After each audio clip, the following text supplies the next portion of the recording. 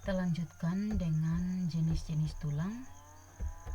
Pada daerah diaphysis ada 3 bagian atau 3 wilayah pada tulang, yaitu ada bagian diaphysis, metaphysis, dan epiphysis. Nah, untuk bagian-bagian ini bisa diperhatikan dalam gambar ini. Oke. Jadi ini adalah bagian tulang panjang. Ini bagian tulang panjang. Tulang yang keras ini disebut juga dengan tulang kompak, artinya tulang yang sangat keras. Ini ada sistem saluran lakuna pada setiap lamela, pipa pembuluh atau sistem Havers. Kemudian kalau diperhatikan 3 bagian atau 3 wilayah yang sudah dijelaskan pada slide sebelumnya, pada tulang panjang itu ada wilayah epiphysis atau bagian ujung tulang panjang, ada bagian diaphysis untuk daerah tengah tulang. Kemudian kalau diperhatikan ada epiphysis atas dan ada epiphysis bawah. Dan bentuk dari tulang panjang adalah berbentuk silinder ya, seperti ini. Di dalamnya mengandung rongga yang akan berisi sumsum. Yang berikut lagi, antara epiphysis dan diaphysis ini terdapat bagian yang disebut dengan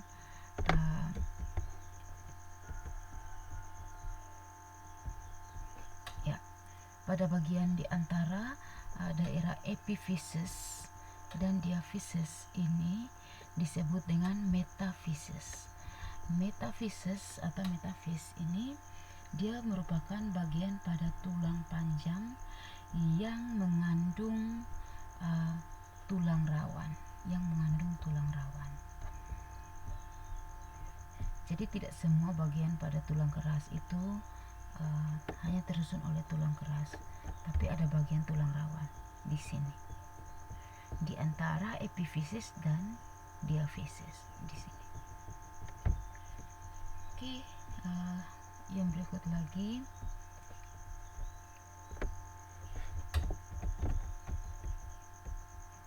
untuk bagian tulang pipa sendiri, di bagian tengahnya tadi sudah dijelaskan dalam gambar bahwa memiliki rongga, dan rongga itu pada bagian tengah atau pada bagian diaphyisnya itu mengandung rongga yang berisi pembuluh darah dan juga sumsum tulang. Sumsum tulang merupakan ada juga kumpulan dari saraf dan pembuluh darah. Sementara untuk sumsum tulang sendiri pada tulang pipa ini ada sumsum tulang berwarna merah dan berwarna putih kekuningan.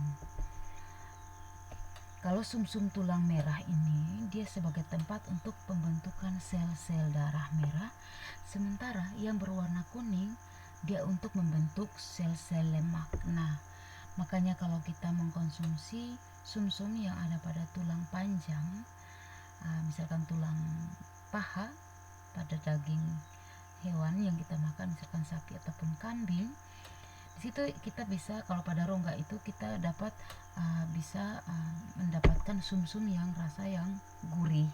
Kenapa? Karena banyak tersusun oleh sel-sel adiposa, jaringan adiposa atau jaringan lemak. Tulang pipa sendiri dia berfungsi, tulang pipa atau tulang panjang dia berfungsi untuk persendian.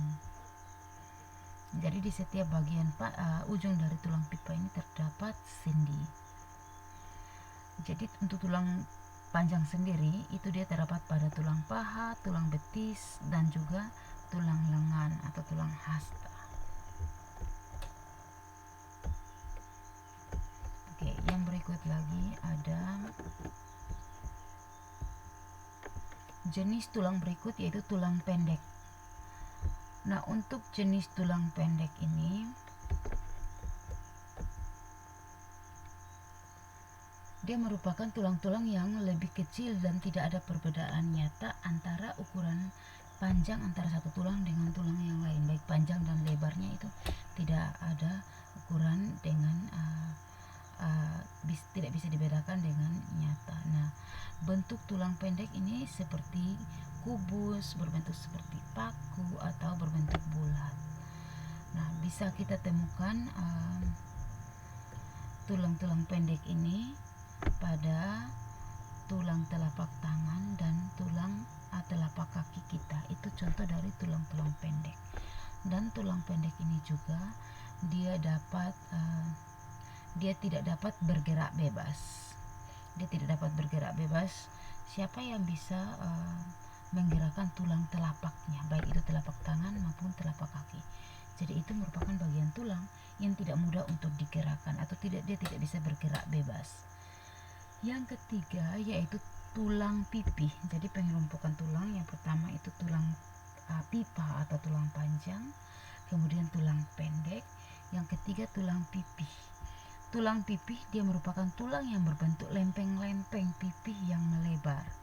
Kemudian tulang pipih ini sendiri dia berfungsi untuk melindungi struktur tubuh bagian bawah. Jadi bisa kita bagian bawah jaringan tulang lain maksudnya.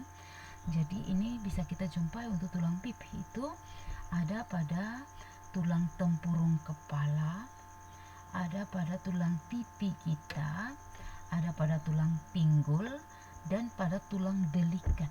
Nah, ini merupakan contoh-contoh tulang pipi yang ada pada tubuh kita.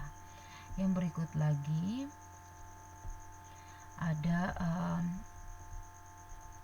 tulang tidak beraturan. Jadi pengelompokan jenis tulang yang keempat adalah tulang tidak beraturan. Tulang tidak beraturan ini kenapa dia disebut tulang tidak beraturan? Karena tulang dengan bentuk yang kompleks dan dia memiliki fungsi yang khusus. Jadi bentuknya sangat kompleks dengan fungsi yang khusus. Nah, tulang ini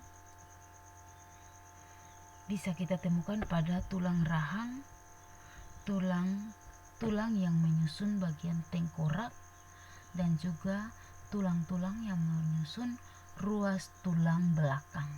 Nah, itu bagian-bagian tulang belakang, ruas tulang belakang, tulang tengkorak maupun tulang rahang ini dia merupakan contoh dari tulang yang tidak beraturan secara struktural. Oke.